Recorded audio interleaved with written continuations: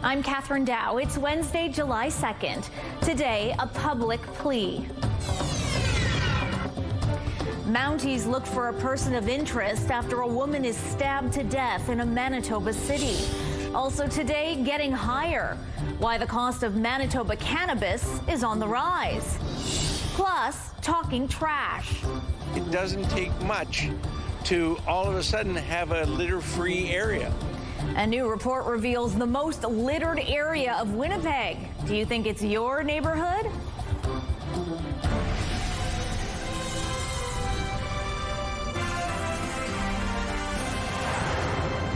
Good afternoon. Thanks for joining us. Mara Lee is away. We begin tonight with a homicide just north of Winnipeg. A 39-year-old woman has been killed in a stabbing. RCMP say it happened late Monday at a business on Manitoba Avenue in Selkirk. Police and emergency medical services responded to the call and found a woman with critical injuries. She died a short time later in a hospital.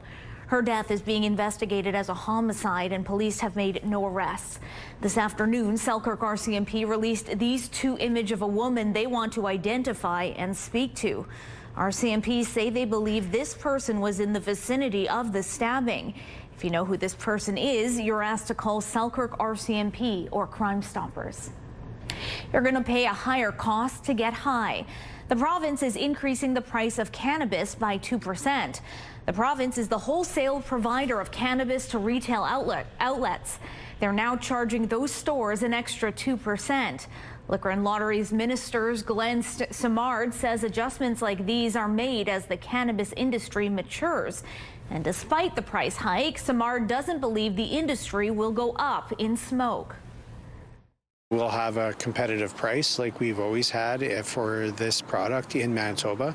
And with the market, with the adjustment, we'll still have the lowest markup in the country. So our concern is making sure that Manitobans are treated fairly and that the revenues created by cannabis sales and markups go towards serving Manitobans. Minister Simard says they're working with the cannabis industry on potential changes in the future. This could include lifting the requirements that windows and doors be covered. Police say a sharp-eyed employee spotting a man carrying a handgun at a Winnipeg mall. It happened Monday night in the 1200 block of St. Mary's Road. That's near the intersection with Abinogi-Mikana, where St. Vital Centre is located. Police say the worker noticed a man putting a gun into his satchel and notified security, who kept an eye on him until police arrived. A 35-year-old man was arrested and is accused of carrying a handgun, ammo, a knife, and a couple grams of cocaine. No one was injured and no threats were made. Police would not identify the mall. Those affected by wildfires can now apply to have important federal documents replaced for free. The government says documents include passports or citizenship cards that were lost, damaged, or otherwise made inaccessible by wildfires. If you've already paid to replace them and did so after April 1st, you can request a refund. Additionally, temporary residents, international students, and other visitors who were impacted by the fires can apply to restore or extend their status or renew their permits free of charge. The measures are in place until November 30th.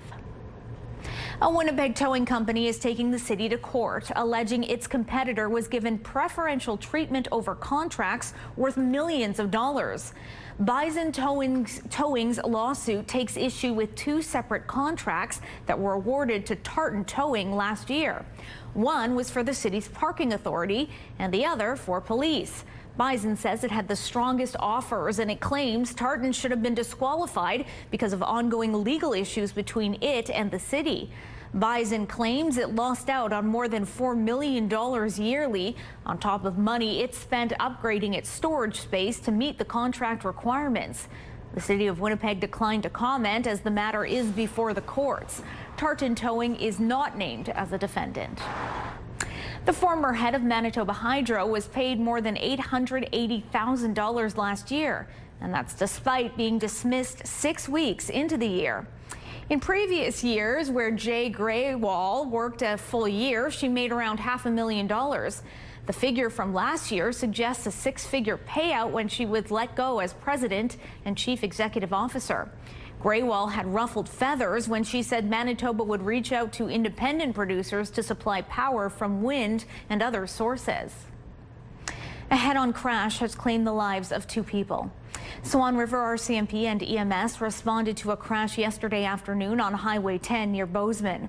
The initial investigation suggests a vehicle going south crossed the center line and hit a vehicle parked on the side of the highway. Two people in the southbound vehicle were taken to hospital with critical injuries.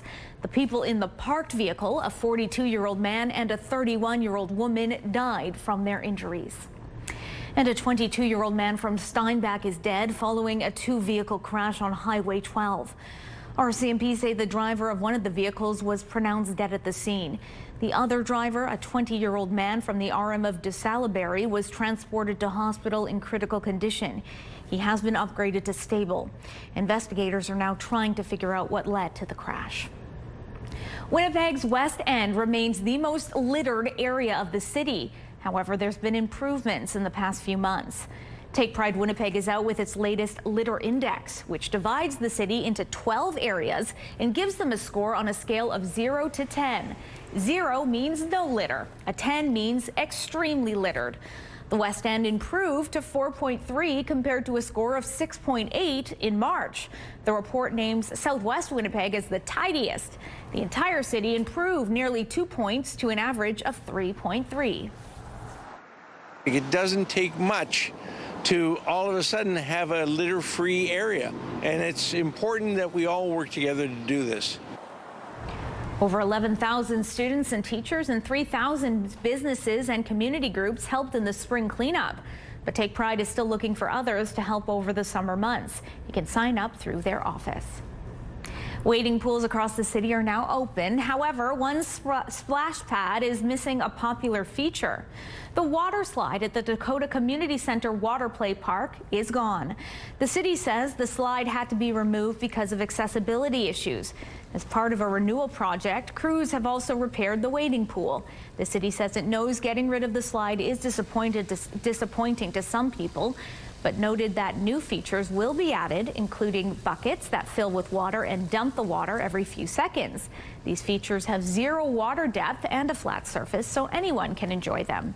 Splash pads are open between 9:30 and 8:30 until September 1st. And the city is considering lowering the fees for the fitness area at Sherbrooke Pool.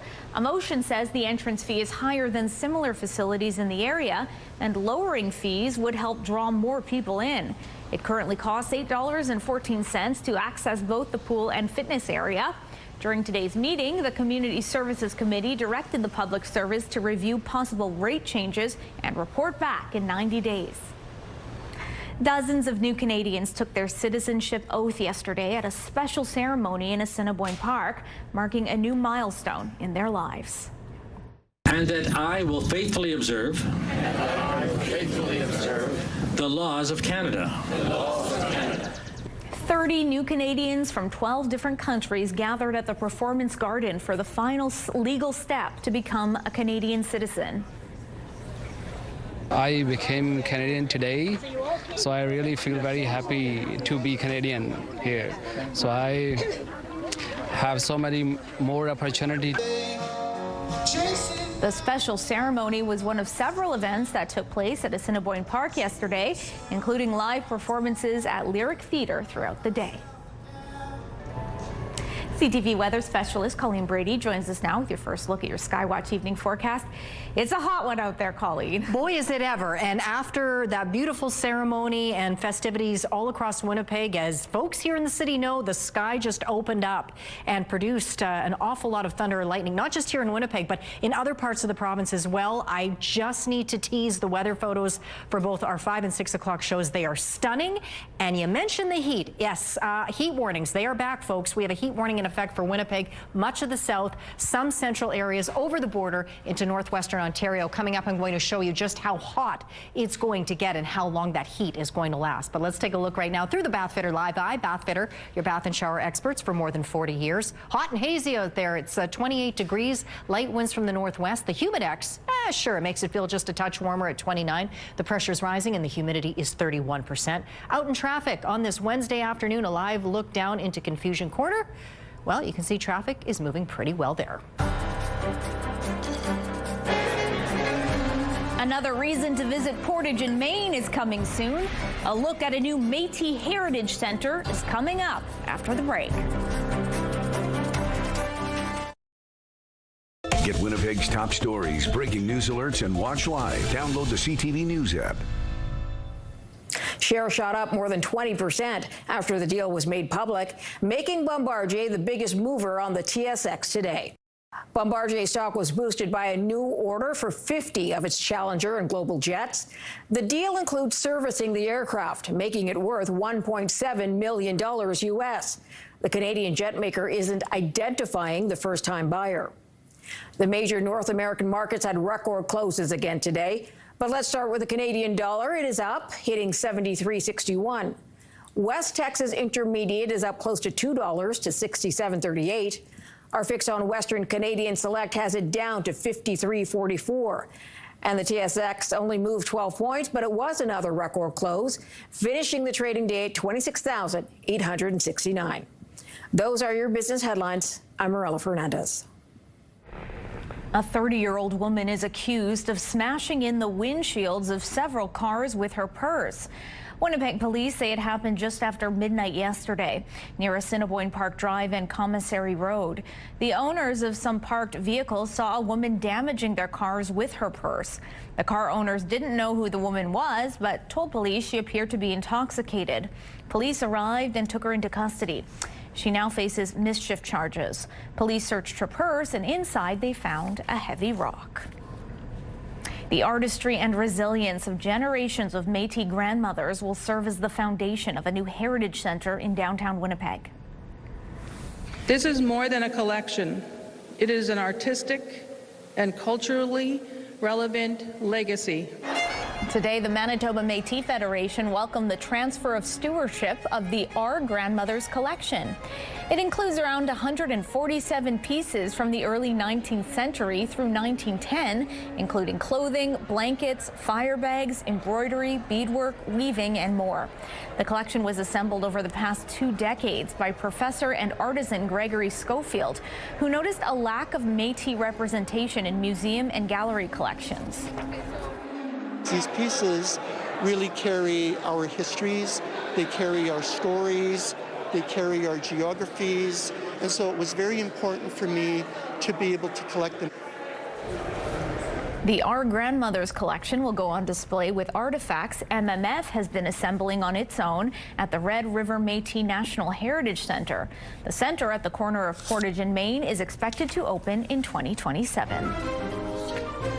You can have a life with joy and hope and love. A Manitoba Film Festival is celebrating an important milestone where you can catch award-winning cinema from around the world right here at home. That's in Spotlight.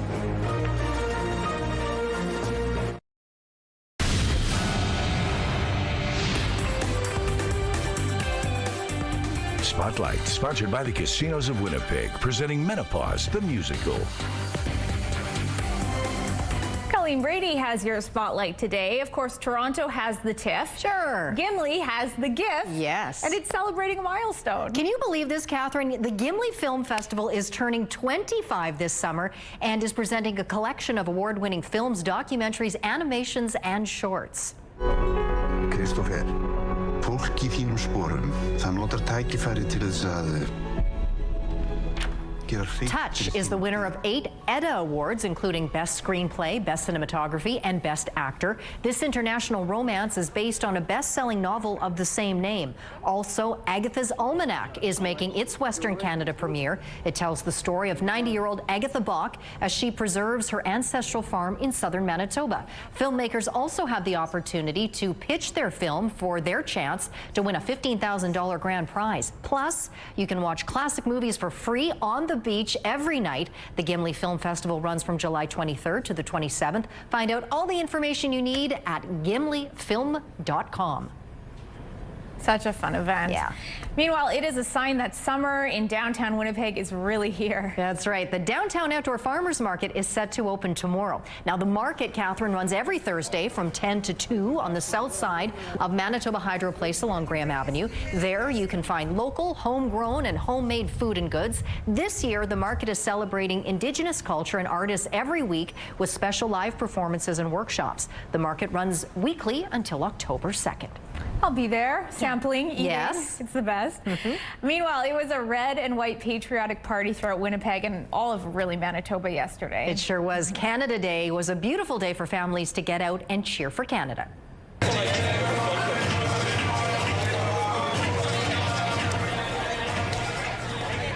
Wow, that is impressive. Princess Auto Stadium, home of the Winnipeg Blue Bombers, hosted a Canada Day tailgate party with fun for the whole family. Activities included live entertainment, a field goal kick, and bouncy slides, along with the CFL's Grey Cup trophy on full display.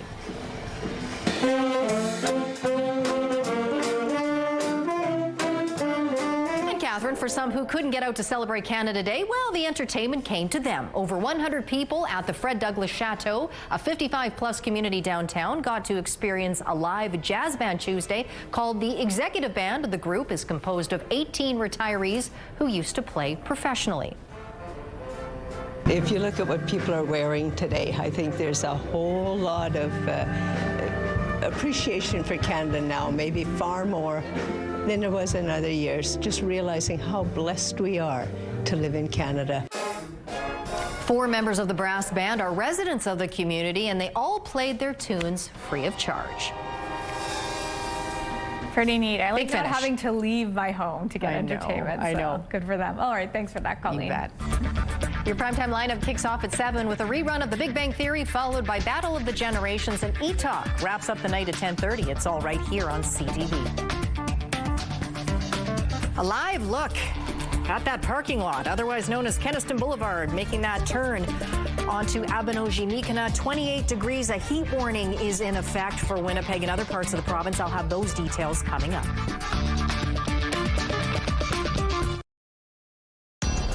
Women's clothing provided by RW & Company. Salon services provided by S&T Spa Salon.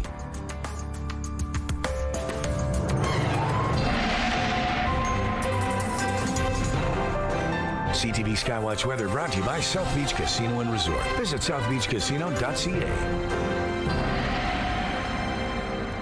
Colleen Brady has your Skywatch evening forecast now. It was a bit of a tumultuous evening last night, Colleen. What's it looking like tonight? Well, it should be a lot calmer, but then it's what comes next. A hot and humid air mass is going to make its way into Manitoba starting tomorrow, and it's going to bring the heat. It's already been very hot over the last couple of days, as we know, but it's going to get even hotter and even more humid, so much so that Environment and Climate Change Canada has issued heat warnings. They are back, and you can see they take up all these areas lighting up in a pinkish hue, hopefully on your screen, including the city of Winnipeg, but you can see really all of the southeast pushing out to parts of southwestern Manitoba and central eastern regions too. So again, that mass starts to move in tomorrow, that air mass. It will be hot, it will be humid. We'll have daytime highs in the upper 30s and overnight lows that'll be quite warm in the upper teens at least. And next door into northwestern Ontario, well, guess what? That heat is all headed your way as well. So some areas already in Ontario under that heat warning, including places like Kenora. I'll show you in a moment